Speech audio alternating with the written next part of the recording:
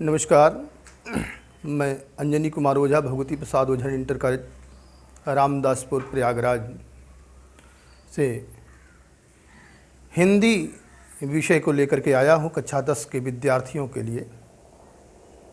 आप लोग प्रधानाचार्य जी के द्वारा सूरदास पढ़ चुके हैं। दूसरा पाठ आपके यहाँ है तुलसीदास। तुलसीदास जी के विषय में आज हम आपको बताएंगे इनके विषय में। और जो आपके पाठ्यक्रम में है धनुष भंग और बनपथ पर, इसकी चर्चा आज से शुरू की जाएगी। सभी छात्र किताब ले करके बैठें और जो पढ़ाया जा रहा है उसको पढ़ते रहें। आपको इनका जीवन परिचय, साहित्यिक परिचय, इनकी रचनाएं, इनके विषय में जो कुछ भी बताया जा रहा है उसको ध्यान से सुने। परीक्षा की दृष्टि से बड़ा ही महत्वपूर्ण पाठ है। देखिए बच्चों, तुलसीदास जी महत्वपूर्ण अपने में कवि भी हैं। तुलसीदास के विषय में कहा गया है कि सूर सूर तुलसी शशि उडगन के सवदास, अब के कवि खद्योतसम जह तह कर तू प्रकाश। सूरदास जी तो सूर्य हैं और तुलसी क्या है? शशि है, चंद्रमा है। सूर्य की रोशनी सबको अच्छी नहीं लगती है। गर्मी में सूर्य लोगों को रुचिकर नहीं लगता है, लेकिन चंद्रमा जो है वह आह्लादक होता है, वो सबको हमेशा आनंदित करता है। वैसे ही तुलसी की जो रचनाएं हैं बड़ी लोगों को आनंदित करने वाली हैं।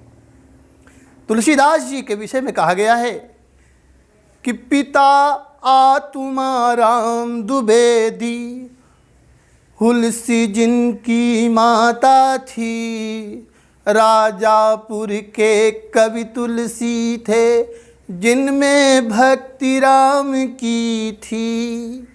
इनकी पिता का नाम आत्माराम द्विवेदी और माता का नाम तुलसी मिलता है। इनके जन्म के विषय में बात आई है कि सम्मत 1454 विषय कालिंदी के तीर और श्रावण शुक्ला सप्तमी, तुलसी उधरे शरीर। सम्मत 1554 ईस्वी में 1554 ईस्वी के श्रावण महीना के शुक्ल पक्ष की सप्तमी को इनका जन्म माना जाता है। इनका जन्म उभुक्त मूल में हुआ था, इसलिए इनके माता पिता ने इनको गांव से बाहर निकाल दिया था। जन्म में जब पैदा हुए तो कहा जाता है कि इनके मुख से राम शब्द का उच्चारण हुआ, इसलिए इनका जन्म में के समय राम शब्द इनके मुंह से निकला, इसलिए लोग इन्हें राम बोला भी कहते हैं। बंधुओं, भगवान की कृपा हुई, इनका विवाह दीनबंधु पाठक की इकलौती कन्या रत्नावली के साथ हुआ, जिसे यह बहुत प्रेम करते थे। एक दिन इनकी अनुपस्थिति में वह अपने मायके चली गई। जब यह घर और आए, अपनी पत्नी को न पाए तो देख उसे न पा करके बड़े क्षुब्ध हुए और उससे मिलने के लिए आतुर इतने हुए कि ये चल दिए उससे मिलने के लिए। रात को ही उफलती हुई यमुना को पार करके उसके पास जा पहुँचे। जब रात को इनको अपने पास देखा तो बड़ी दुखी हुई और क्षुब्ध हो गई। इनसे बोली कि इतनी जल्दी, अभी हम आ रही हैं, आप क्यों इतना आतुर हो करके मुझसे मिलने के लिए आए? धिक धिक ऐसे प्रेम को। ऐसा प्रेम धिक्कार है। अगर ऐसा प्रेम तुम अगर परमात्मा से कर लो तो तुम्हारा कल्याण हो जाए। उन्होंने कहा कि अस्थि चर्म देहम तामो ऐसी प्रीत, हड्डी चमड़े का बना हुआ मेरा शरीर है, उसमें इतना तुम्हारा प्रेम है तो ऐसो हो श्री राम मां तो न हो भयभीत। अगर ऐसा प्रेम तुमको श्री राम से हो जाए, परमात्मा से हो जाए, तो तुम्हारा कल्याण हो जाएगा। यह बात उन्हें ऐसी चुभी कि वह तत्काल चल दिए वहाँ से और बाबा नरहर दास के शिष्य बन गए और उनसे दीक्षा लेकर के भगवान की भक्ति में लीन हो गए और उन्हीं की कृपा से यह परम ज्ञानी महान विद्वान के रूप में इस संसार में ख्यात लब्ध हुए। चंद्रमा की तरह आज भी तुलसी चमक रहे हैं। बंधुओं, इनकी मुख्य रचना रामचरितमानस है, जिसमें 7 कांड हैं। बड़ा ही अनूठा ग्रंथ है। विश्व साहित्य के पटल पर इसकी अनूठी छवि है। यह लोगों के अंदर श्रद्धा और मर्यादा का पाठ पढ़ाता है। जो भाव रामचरितमानस में दिया है, विद्वान लोग उसका अवलोकन करते करते थक जा रहे हैं, लेकिन उसका अवलोकन समूचा अभी तक हो नहीं पाया है। साथ ही रामचरितमानस के साथ ही साथ जानकी मंगल, पार्वती मंगल, रामलला नहचू, रामाज्ञा प्रश्नावली, बरबई रामायण, कवितावली, दोहावली, गीतावली, विनय पत्रिका आदि इनकी प्रमुख रचनाएं हैं। बंधुओं, यह भगवान राम के भक्त थे। इनकी भक्ति दास्य भाव की थी। यह भगवान राम को परमात्मा के रूप में और माता जानकी को माता के रूप में यह मानते थे। भगवान के भक्त जो हैं हनुमान जी के, ये परम पुजारी थे। यह हनुमान जी की कृपा से भगवान राम का भी दर्शन प्राप्त किए थे। इन्होंने रामचरितमानस में जो धनुष भंग है, उसका कुछ अंश अब की इस पाठ्य पुस्तक में आया है, जिसका हम लोग अवलोकन करेंगे। पहला दोहा है रामचरितमानस से आया हुआ धनुष भंग। उसमें है, उदित उदय गिरि मंच पर रघुवर बाल पतंग, बिकसे संत सरोज सब हर्षे लोचन भृंग। बड़ी सुंदर बात कह रहे हैं। देखिए, 2 अर्थ चलेगा। इस कहा गया रहा है कि उदित उदय गिरि मंच पर रघुवर बाल पतंग,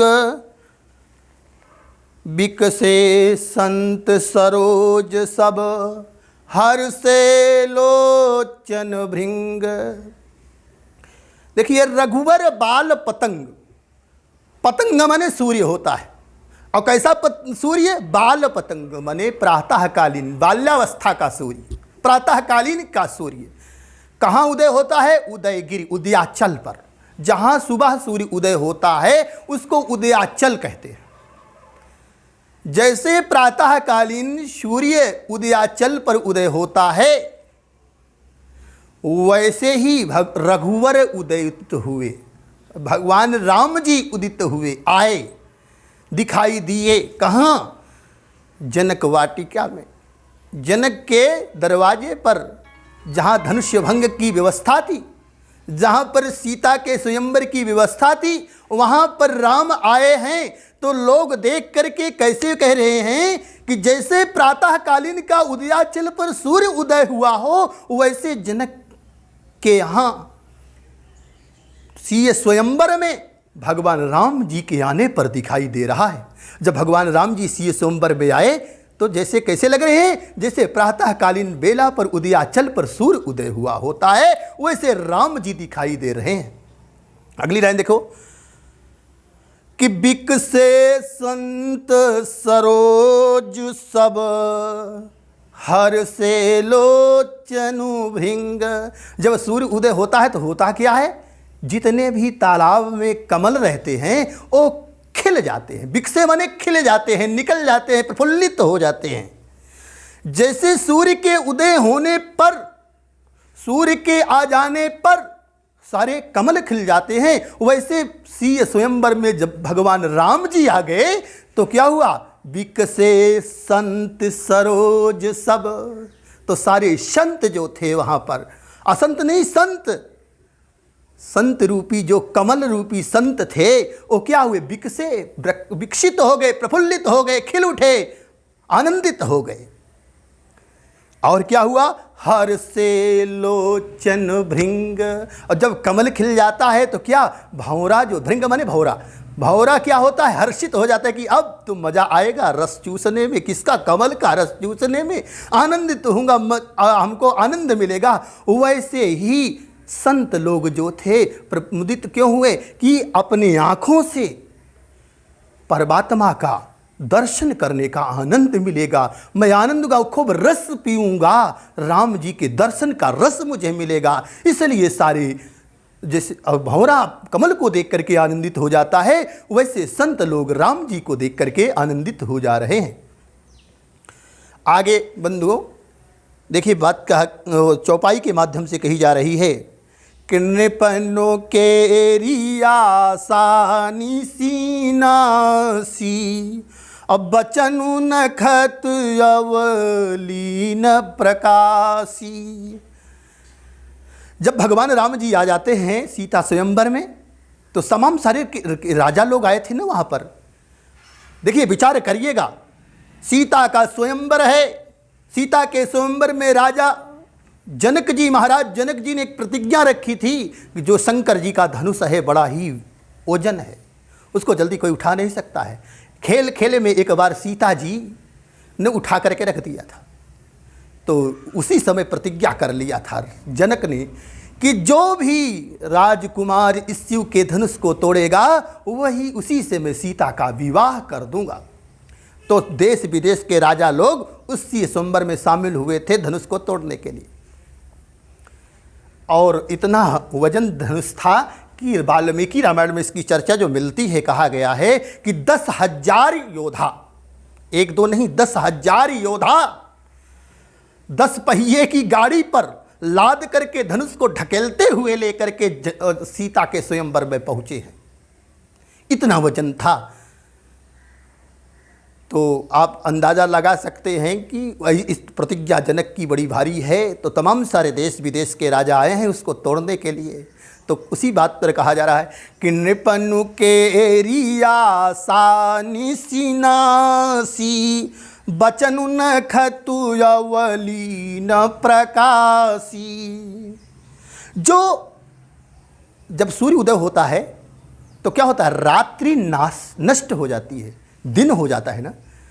तो हुआ क्या कि राम जी के आने पर, राम रूपी सूर्य के आने पर, तो आशा रूपी रात्रि नष्ट हो गई। किसकी आशा रूपी रात्रि नष्ट हो गई? जितने भी राजा आए थे, आशा लगा करके आए थे ना कि मैं धनुष को तोड़ करके सीता से नाता जोड़ लूंगा, ये आशा लगा करके आए थे ना। लेकिन राम जी के आ जाने पर जो तमाम सारे देश विदेश के राजा आशा लगा करके आए थे कि मैं धनुष को तोड़ करके सीता से नाता जोड़ दूंगा, यह आशा रूपी रात्रि राम रूपी सूर्य के आने पर नष्ट हो गई।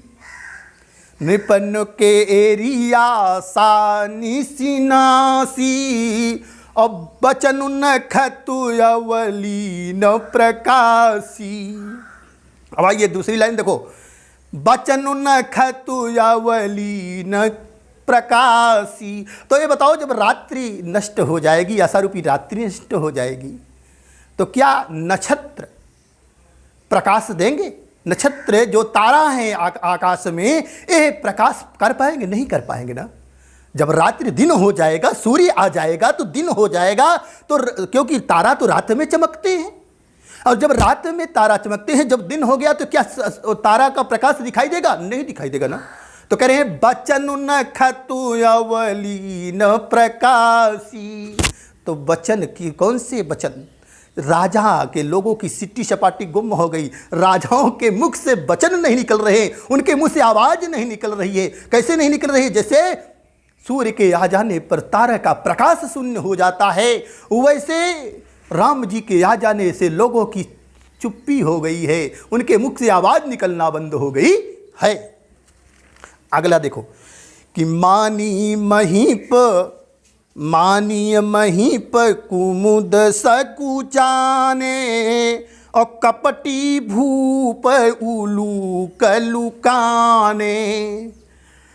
मानी महीप कुमुद सकुचाने, जो मानी महीप, महीप माने राजा, अभिमानी राजा थे, वो कुमुद की तरह सकुचाए गए। कुमुद क्या है जानते हो? इस चंद्रमा के प्रकाश से कुमुदनी और कुमुद खिलता है रात में। कमल जो होता है वो सूर्य के प्रकाश से खिलता है, कुमुद और कुमुदनी जो हैं वो चंद्रमा के प्रकाश से खिलते हैं। तो जब सूर्य, राम रूपी सूर्य आ गया तो कुमुद सकुचाया गया, संकुचित हो गया, बटुर गया।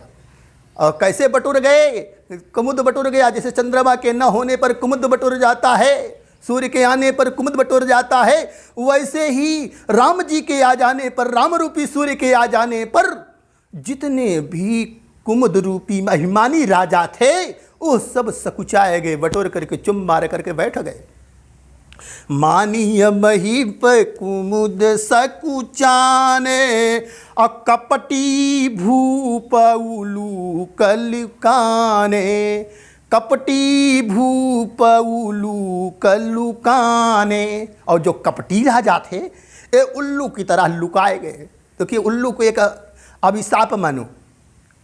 क्या है उल्लू का अभिशाप जानते हो? कि यह दिन में नहीं देखता है, रात में देखता है। और जैसे दिन हो जाने पर उल्लू लुकाई जाता है, वैसे कपटी राजा जो थे वो राम जी को देख करके छुप गए। अगला देखो कि भय विशोक को कमुनि देवा, बरसहि सुमनो जना वही सेवा। भय विशोक को कमुनि देवा, बता रहे हैं। अगला देखिए, उपमा गजब की दिया है। भय विशोक को कमुनि देवा, भाई बड़े चिंतित थे देवता लोग, मुनि लोग, ऋषि लोग बड़े चिंतित थे कि बताइए 7 साल की, जिस समय सीता का स्वयंवर हो रहा है उस समय सीता जी 7 वर्ष की थी, और 7 वर्ष की सीता को प्राप्त करने के लिए 60 साल के राजा आए थे धनुष तोड़ करके, मैं 7 साल की सीता को विवाह कर लूंगा। बड़ा अद्भुत और बड़ा ही देखने के लिए, इसलिए 7 साल की सीता को कहीं 60 साल का राजा न प्राप्त कर ले, इसलिए बड़े सशंकित थे, बड़े दुखी थे। कौन? देवता और मुनि। भय विशोक को कमुनि देवा।